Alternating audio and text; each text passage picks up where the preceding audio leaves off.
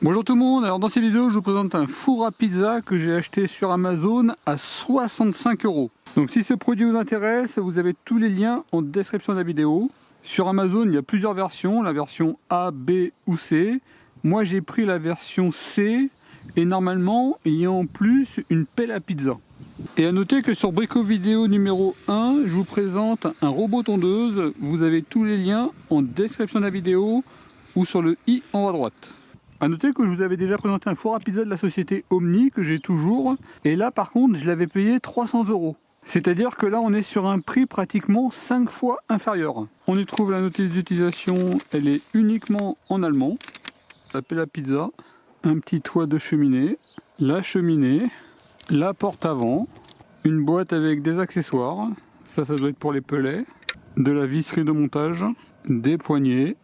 Vous voyez cet élément là et une autre poignée, la plaque de cuisson et le four.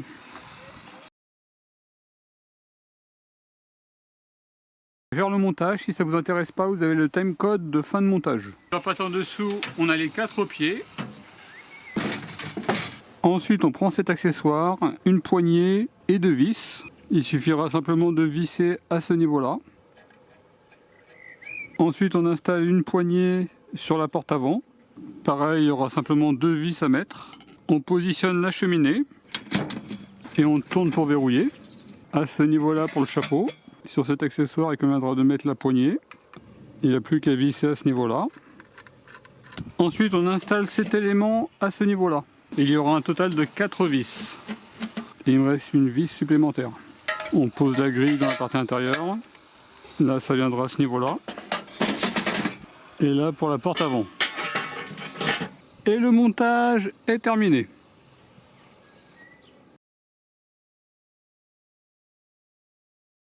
Donc sur la partie haute, vous avez la cheminée avec un thermomètre à ce niveau-là. Il est gradué jusqu'à 600 degrés. Sur la partie en dessous, vous avez 4 pieds. Là, vous avez la porte avant. Et quand vous mettez la porte, il faut simplement bien le clipser. Et là, on ferme. Sur la partie arrière, il y a la possibilité de remettre des pellets. Il suffira d'ouvrir à ce niveau-là. Sur la partie en dessous, vous avez la réserve à pellets.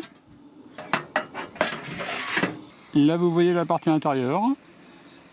A noter que sur le fond, il y a une plaque entre la réserve à pellets et les pizzas. Sur mon modèle Omni, les pizzas pouvaient un petit peu cramer sur le fond. Et là, ça va peut-être limiter la chose. Là, il y a 4 supports concernant la plaque. Plaque qui fait 33 cm sur 33 cm et une épaisseur à peu près de 1 cm. A priori, elle viendra se positionner comme ça. Je dis bien a priori parce que la notice est totalement inexistante.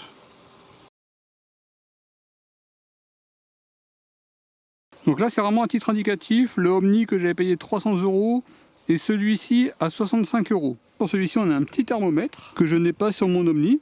Il est un petit peu plus grand que le Omni. Là, il y a un petit chapeau. Là, il n'y a pas de petit chapeau. Vous voyez, sur le Omni, il y avait un petit système de clapet qui vient se fermer dans la partie intérieure. Et comme ça, on peut jouer avec le débit d'air et augmenter ou pas la température. Là, on n'aura pas la possibilité. La réserve à pellets du Omni. Et là, ce qui est bien, c'est qu'on a une petite poignée pour la sortir. À ce niveau-là, pour pouvoir remettre des pellets. Sur ce modèle-là, il y aura la possibilité, à ce niveau-là.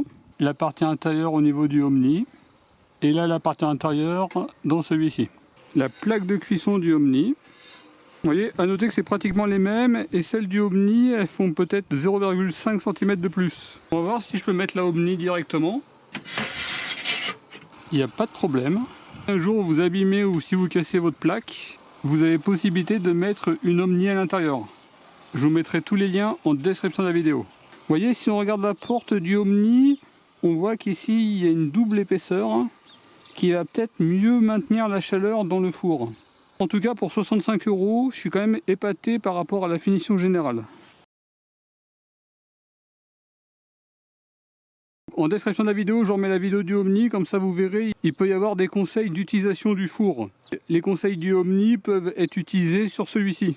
Par exemple, ne pas le mettre à côté d'une maison, ne rien mettre au-dessus. Faites attention sur la table sur laquelle vous le posez. Étant donné qu'il n'y a aucune notice, tout ce que je vais dire, c'est vraiment un titre indicatif. On va faire un premier fonctionnement à vide. Je mets des pellets.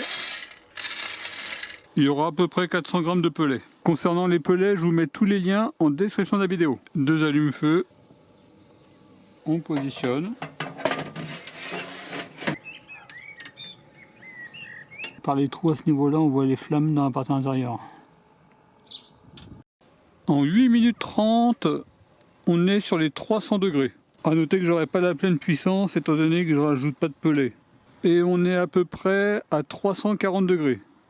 Je vais vous montrer la partie intérieure.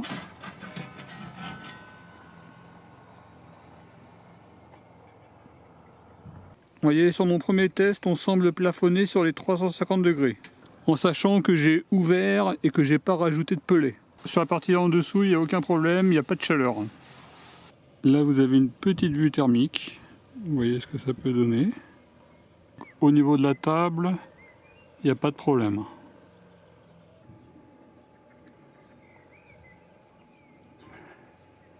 Surtout, vous laissez le four s'arrêter tout seul. Vous ne mettez pas d'eau, rien du tout. Vous attendez qu'il refroidisse naturellement.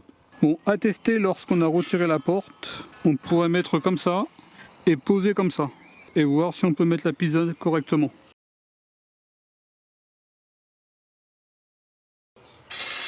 Je mets des pellets, 2 allumes-feu, du petit bois, j'allume. Je positionne. Je vais rajouter un petit peu de pellets.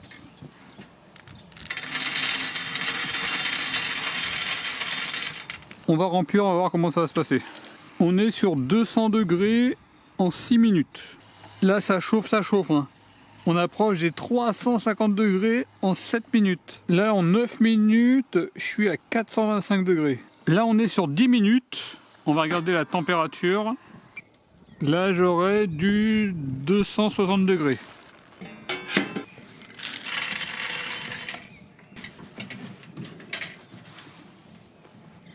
On va enfourner à peu près, je pense, aux alentours de 15 minutes. Par contre, ça fait quand même pas mal de fumée. Pensez bien au vent lorsque vous positionnez le four. On approche des 15 minutes. Et à ce niveau-là, j'approche des 450 degrés. Et là, on approche des 400 degrés. La pâte, elle est collante. Donc là, je risque d'avoir du mal à la retirer.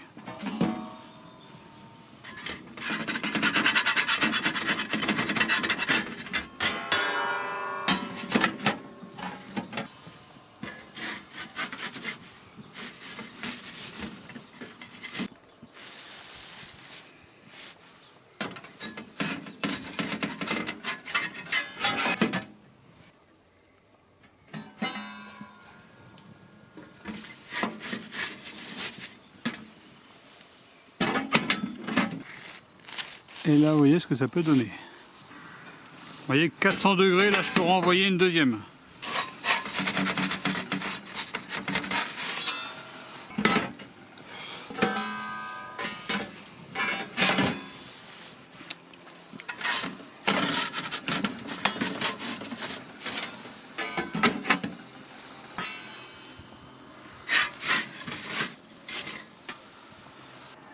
Et là, vous voyez ce que ça peut donner. Donc bien entendu, si vous faites plus de pizza, il aurait fallu mettre un petit peu avant, un peu plus de pellets. Là, vous voyez une part de pizza, et là, vous voyez la partie en dessous. On va tester avec une pizza fraîche. Donc là, vous voyez la plaque après les 2 pizzas. Je mets un petit coup de grattoir. Ce sont des pellets alimentaires, ce ne sont pas des pellets de chauffage que j'utilise. Je vous mettrai tous les liens en description de la vidéo.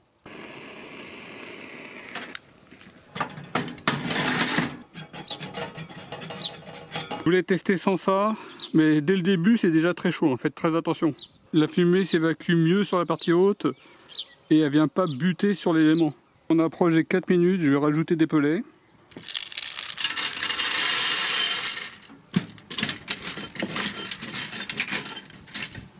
Là on arrive sur 7 minutes et là on est à 350 degrés. Là on approche des 8 minutes et on est à 425 degrés. Je vais rajouter un petit peu de pellets.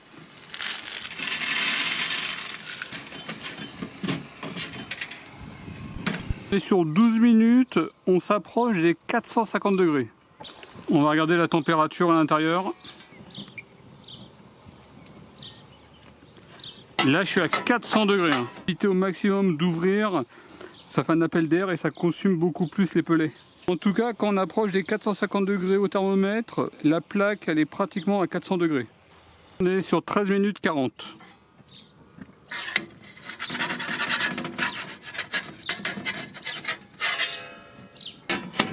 On va faire une autre pizza, donc je vais rajouter un tout petit peu de pellet.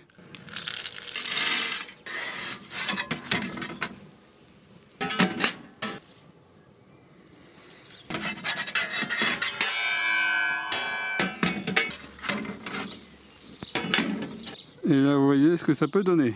Une pizza au lardon de volaille. Là, il est en train de baisser en température. Pour ma deuxième pizza, ça va aller. Par contre, si je voulais faire d'autres pizzas, il faudrait remettre du pellet.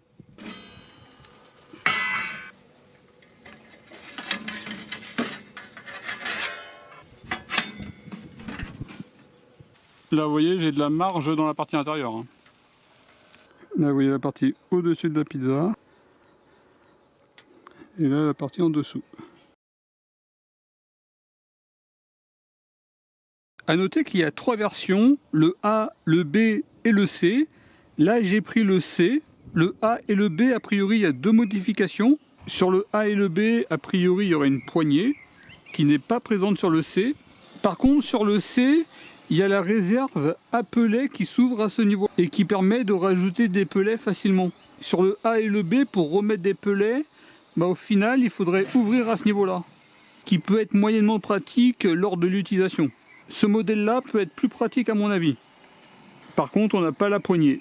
Mais en plus, a priori, il y aurait la pelle.